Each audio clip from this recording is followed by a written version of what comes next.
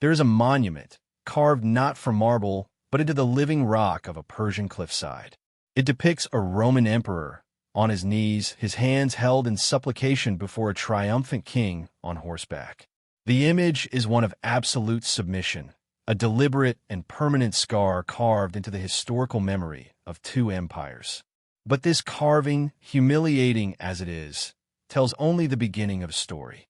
It is a sterile, two-dimensional summary of a fate so uniquely horrific, so profoundly degrading, that it sent a shockwave of terror and disbelief across the ancient world. For the man kneeling in that relief, the Roman Emperor Publius Licinius Valerianus, his public defeat was merely the prelude to a private hell. His end was not a swift death on the battlefield or a quiet passing in exile. It was a slow, calculated, and symbolic dismantling of a man, an emperor, and an idea.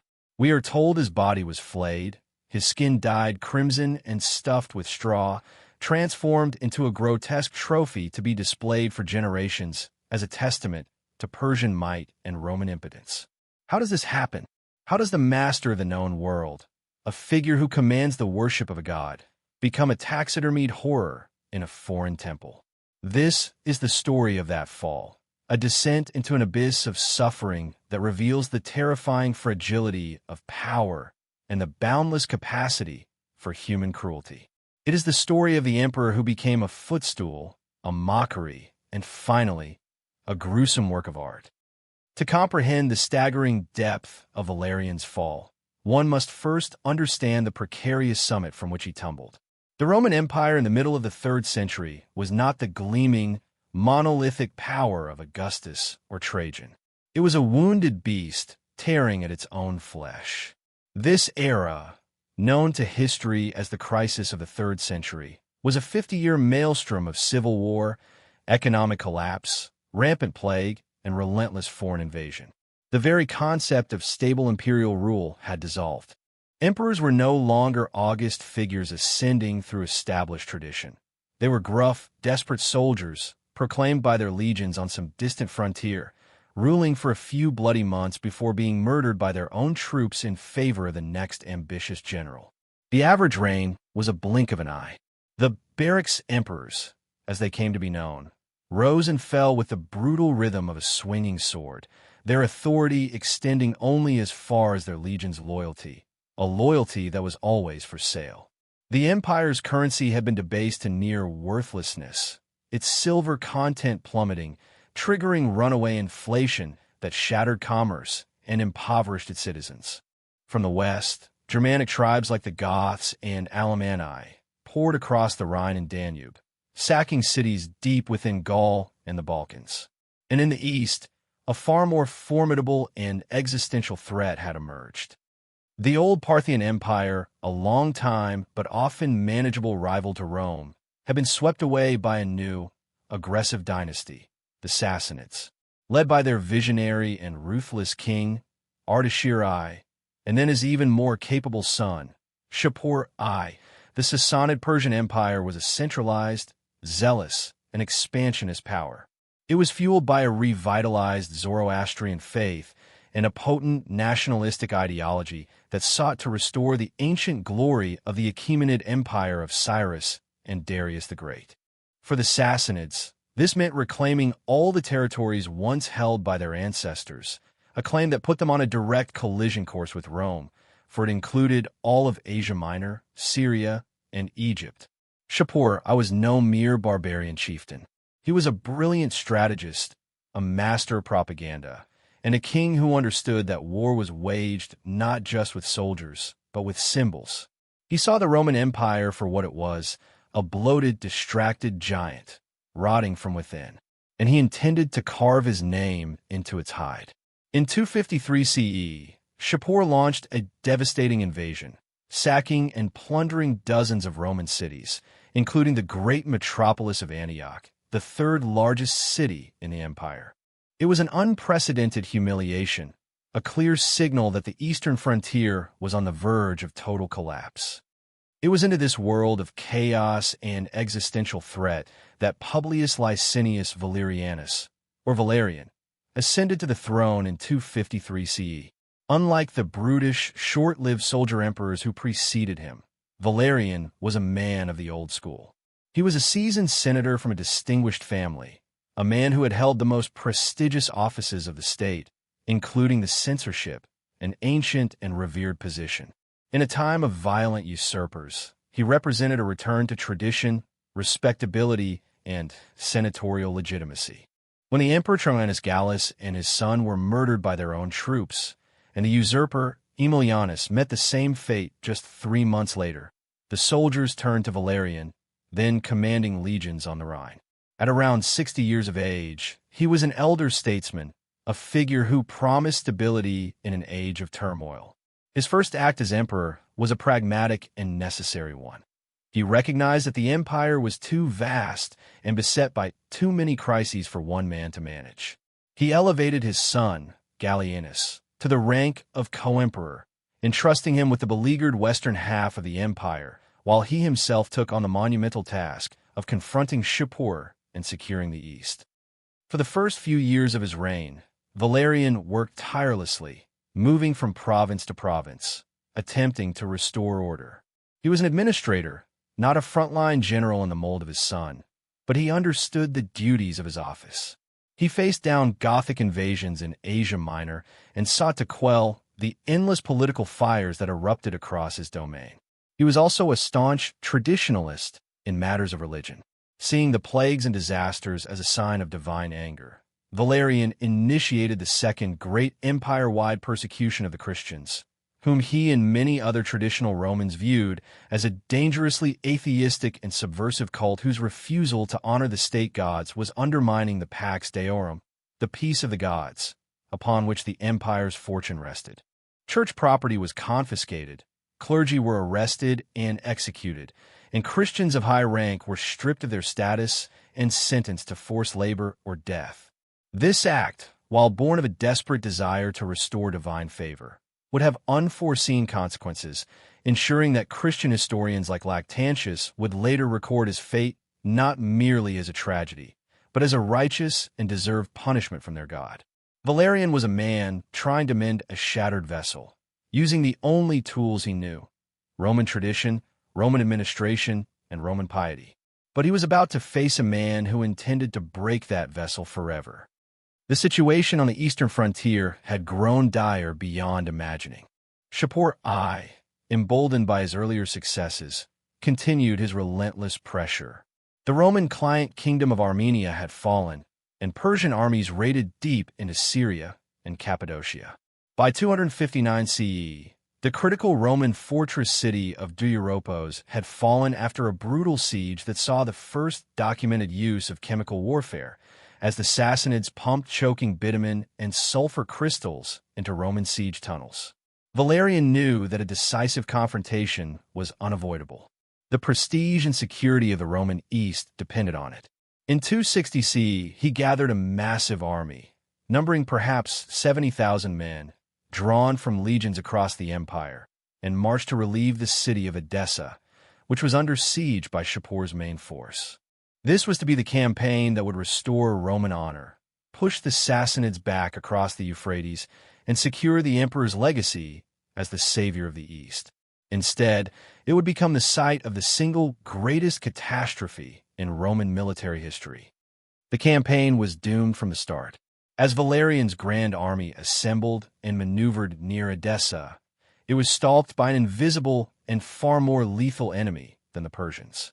The plague of Cyprian, a devastating pandemic that had been ravaging the empire for over a decade, erupted with renewed virulence within the crowded Roman camps. The disease, likely a hemorrhagic fever similar to Ebola, was terrifying. It caused constant vomiting, fever, fatigue, and gruesome sores. Soldiers who were fit for battle one day were weakened and dying the next. The Roman army began to melt away, its fighting strength sapped not by Persian steel but by pestilence. Shapur, a cunning commander, wisely avoided a direct pitched battle against the still formidable legions. He used his superior heavy cavalry, the cataphracts, and his legions of horse archers to harass the Romans, cutting off their supply lines and pinning them in their diseased encampments. The Roman army was trapped, starving, and sick, a festering wound in the Mesopotamian desert. Valerian's grand expedition had devolved into a desperate struggle for survival.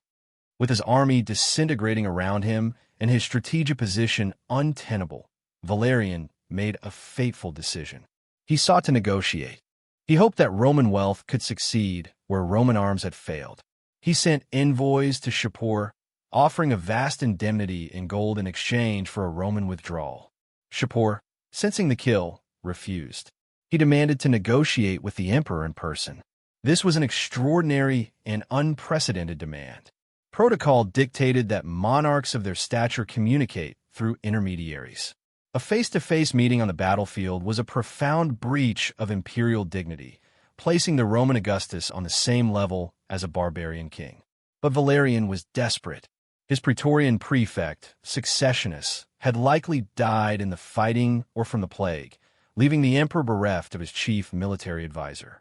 Surrounded by despairing officers and dying men, Valerian saw no other way out. He agreed to meet Shapur for a parley, bringing with him only a small retinue of staff officers, a gesture of trust in the universally accepted rules of diplomatic immunity. It was the gravest miscalculation of his life. The moment Valerian and his senior staff rode out between the lines, the trap was sprung. The Sassanid accounts, carved in stone at Nakshi Rostam, are terse and triumphant. And we, with our own hands, took Valerian the Caesar prisoner. The Roman sources, shrouded in shame and disbelief, paint a picture of blatant treachery. As the 65-year-old emperor approached the Persian king, Shapur's elite guards simply surged forward and seized him. There was no battle, no heroic last stand. The supreme commander of the Roman world, the living embodiment of its power and majesty, was unceremoniously grabbed like a common fugitive. The shock among the Roman troops was absolute. Their emperor, their Augustus, the sacred vessel of their state, was gone. Leaderless, demoralized, and ravaged by disease, the remainder of the Roman army collapsed. Some were slaughtered, while thousands of others surrendered, including senators, knights, and high-ranking officials. They were not merely prisoners of war. They were now the human spoils of Shapur's ultimate victory, destined to be scattered across the Sassanid Empire as a slave labor force. For Valerian, this moment of capture was not the end of his story. It was the beginning of his torment, a long and meticulously crafted descent into a state of living death, designed by Shapur not just to punish the man, but to psychologically annihilate the very idea of Rome. The captivity of a Roman emperor was an event so far outside the realm of imagination that it bordered on the sacrilegious. It had never happened before and would never happen again. An emperor could be killed in battle, assassinated by his guards, or forced to commit suicide, but to be taken alive by a foreign enemy, to become a chattel, was an unthinkable degradation. Shapur understood the monumental propaganda value of his prize. He did not execute Valerian. A swift death would have been a mercy, allowing the Romans to martyr him and rally around his memory. Instead, Shapur devised a prolonged and public humiliation, a piece of political theater designed to be seen, to be talked about, and to instill a sense of profound Roman inferiority.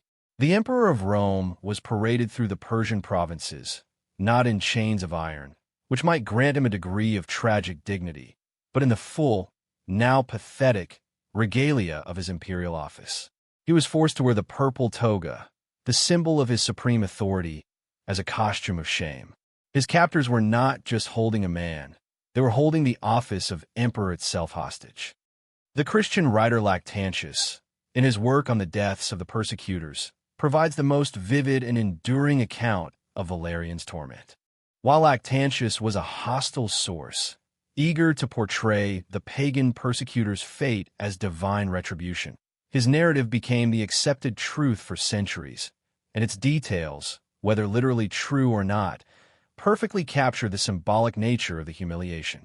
According to this tradition, Shapur's cruelty was both intimate and performative. Whenever the Persian king wished to mount his horse, he would not use a mounting block. Instead, the captured Roman emperor would be dragged forward and forced to crouch on all fours. Shapur would then place his boots squarely on Valerian's back, using the spine of the Augustus as a human footstool to swing himself into the saddle. This single act was a masterpiece of psychological warfare. It was a daily, repetitive ritual that inverted the entire world order. The figure who was, by Roman law and religion, the master of the world, Dominus Noster, our Lord, was reduced to the level of an animal, a piece of furniture, a slave. Every courtier, every soldier, every visiting dignitary who witnessed this spectacle saw the Emperor of Rome, the heir to Augustus and Caesar, serving as a stepping stone for the King of Kings. The psychological toll on Valerian must have been beyond comprehension. Every aspect of his former identity was systematically stripped away. He was a man who had been raised in the rigid hierarchy of the Roman aristocracy, a world where status, honor, and public image, dignitas, were more valuable than life itself. Now, his dignitas was being deliberately and publicly pulverized. He was surrounded by the opulent splendor of the Sassanid court, a constant reminder of his own failure and his enemy's triumph. He saw the wealth of the East not as a source of Roman tribute, but as the backdrop for his own debasement. He was likely forced to attend Shapur's banquets, not as a guest, but as a living exhibit of his victory. The jeers and mockery of the Persian nobility would have been a constant assault, a relentless chorus reminding him of what he had lost. His Roman companions, the senators and officers captured with him, were marched off to labor camps, their fates a constant, agonizing weight on his conscience. He had led them to this. He was their emperor, and he had utterly failed them. This psychological torture was compounded by a gnawing sense of abandonment. As the days bled into weeks, the weeks into months, and the months into years, no help came from Rome. His son and co-emperor, Gallienus, was fighting for his own survival a world away. The Roman Empire was convulsing. With the emperor captured in the east, the western frontiers erupted. Usurpers sprang up in Gaul, in the Balkans, in Egypt. The empire was fracturing into three pieces, with the central authority under Gallienus struggling desperately to hold on. Gallienus was a capable and energetic ruler, but he was overwhelmed. Launching a massive and likely suicidal expedition to rescue a father who was politically already dead was an impossibility. Any attempt would have meant abandoning the West to complete collapse. And so, no legions marched east. No offers of ransom are recorded. Roman policy, pragmatic and brutal, simply wrote Valerian off.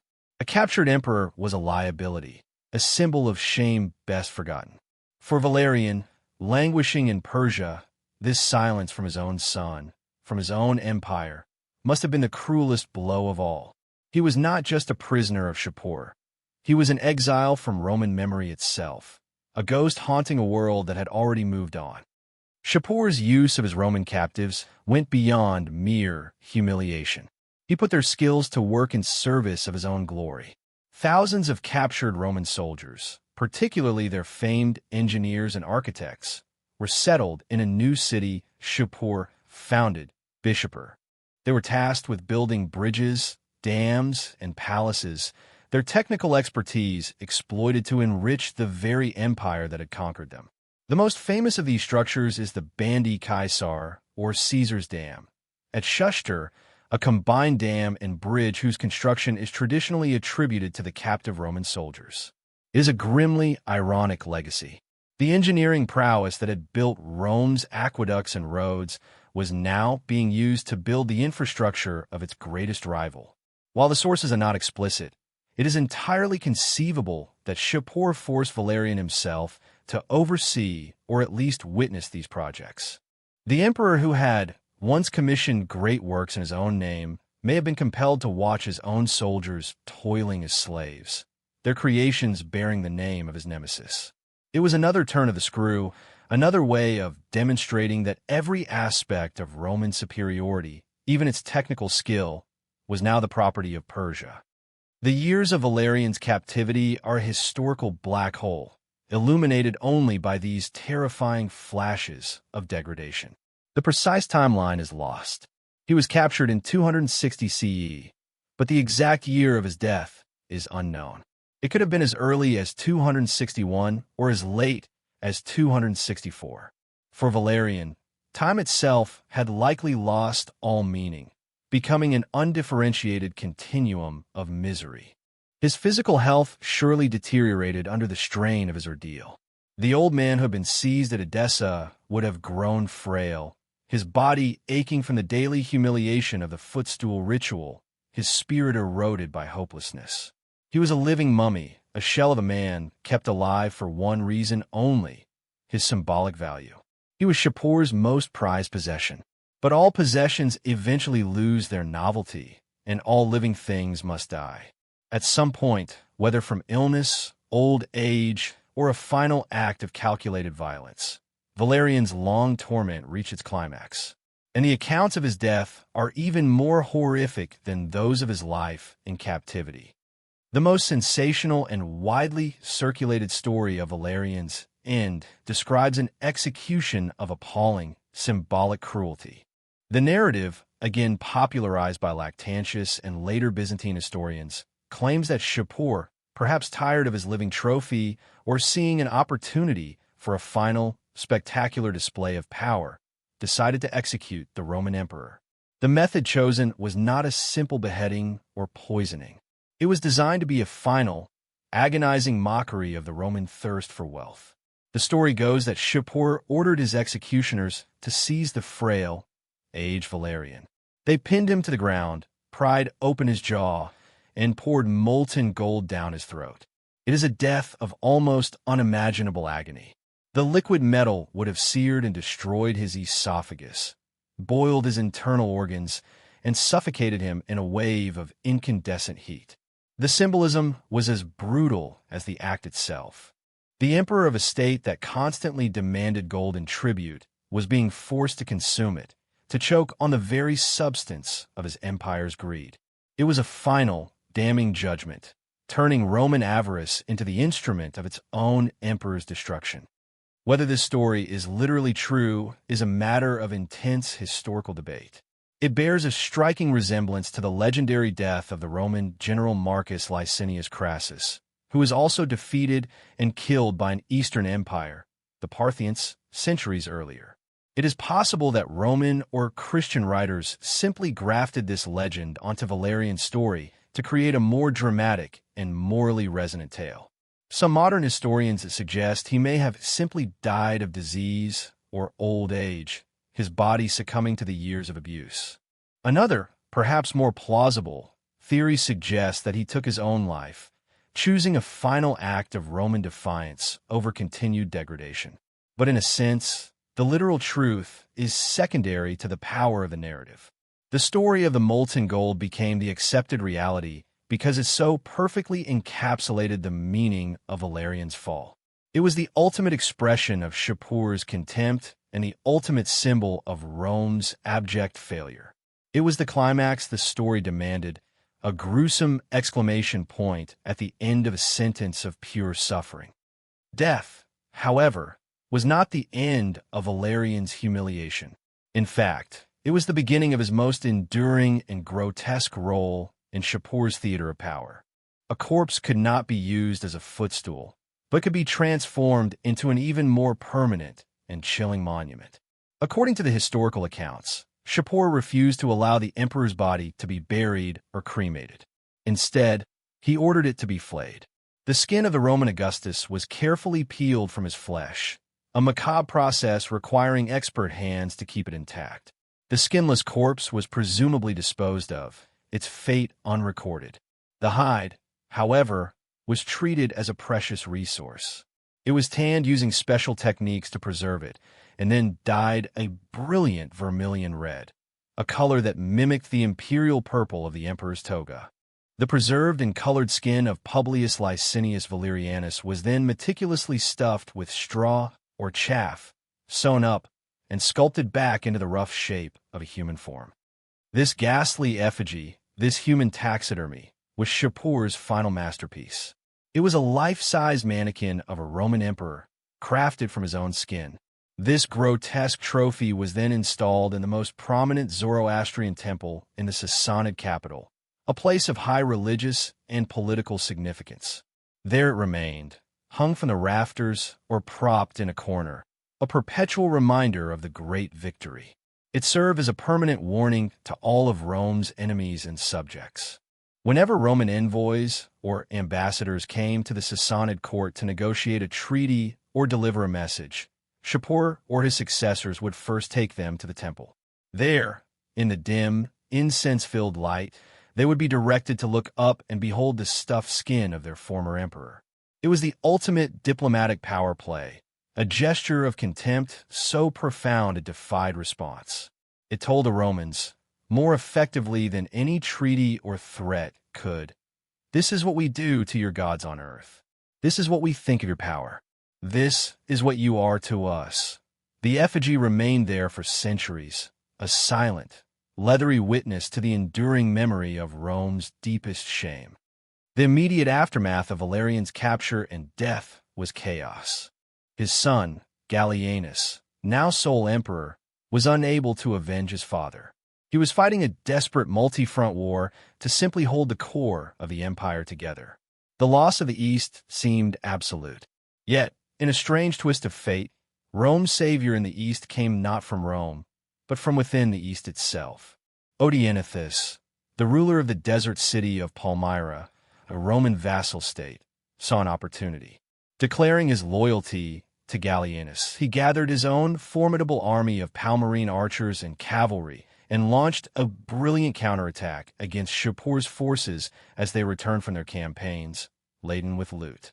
Odenathus inflicted several sharp defeats on the Persians, even sacking the Sassanid capital of Ctesiphon and recapturing much of Mesopotamia. He became the de facto ruler of the Roman East, a loyal strongman who secured the frontier that Rome itself could not. His success, however, only highlighted the central government's impotence.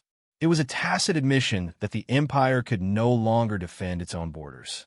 Odenathus's power would eventually be inherited by his famous wife, Queen Zenobia, who would go on to break with Rome entirely, carving out her own independent Palmyrene empire from Rome's eastern provinces. Valerian's defeat had shattered Roman prestige so completely that it took decades, and the iron will of later emperors like Aurelian and Diocletian, to piece the empire back together. The legacy of Valerian is one of almost pure tragedy and shame. In Roman history, his name became synonymous with disaster. Official histories and imperial coinage simply stopped mentioning him. He was an embarrassment to be erased, a wound to be hidden. For Christian writers, however, his story was a vital piece of theological propaganda. Lactantius and Orosius presented his fate as a clear and unambiguous case of divine punishment. In their telling, God had allowed Valerian to fall into the hands of Shapur as a direct result of his persecution of the church. The emperor who had spilled the blood of saints had his own body grotesquely defiled. The footstool, the molten gold, the flayed skin, these were not merely the acts of a cruel Persian king, but the workings of God's terrible justice. This interpretation became dominant throughout the Middle Ages, cementing Valerian's reputation not as a failed emperor, but as a wicked persecutor who received his just deserts. His suffering was reframed as a moral lesson, a cautionary tale for any earthly ruler who dared to challenge the Christian God. Modern historical analysis offers a more sober, though no less tragic, perspective. Many historians question the most lurid details of his death, seeing them as literary embellishments designed for maximum shock value. The Sassanid rock carvings, which are contemporary, show him kneeling or being held by Shapur, but they do not depict torture or execution. They are images of political submission, not physical torment. The silence of some earlier Roman sources is also telling. It is possible the most gruesome elements were later inventions. Yet, the core truth remains undeniable. A Roman emperor was captured in battle, taken prisoner by a foreign power, died in captivity, and was used as a propaganda tool against his own people. The exact method of his suffering is, in many ways, less important than the fact of it. He represents the nadir of Roman fortune, The moment when the Empire's aura of invincibility was shattered not by a single military defeat, but by the prolonged, symbolic degradation of its supreme leader. The story of Valerian serves as a brutal counterpoint to the polished marble busts and triumphal arches that define our popular image of the Roman Empire. It exposes the raw, terrifying reality that lay beneath the veneer of imperial grandeur. Power, even the absolute power of a Roman Augustus, is a fragile construct dependent on perception, prestige, and luck. Valerian's tragedy was not that he was a particularly bad emperor. By the standards of his time, he was a conventional and dutiful ruler. His tragedy was that he ruled at a time when the foundations of his world were crumbling, and he found himself pitted against a rival of singular genius and cruelty. He inherited a crisis he could not solve and paid a price that no human being should ever have to endure. In the end, we are left with that final, haunting image, the skin of an emperor stuffed with straw and dyed red, hanging in a foreign temple.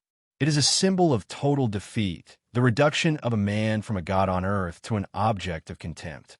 It transcends its historical moment to become a universal totem of fallen power, a testament to the fact that the line between the throne and the footstool, between the purple robe and the flayed skin, can sometimes be terrifyingly thin.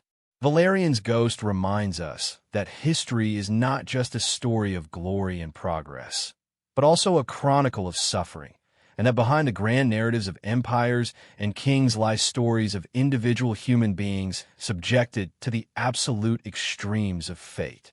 His was a fall from which there was no recovery, an agony that echoed long after he was dead, a silent scream preserved in leather and stone.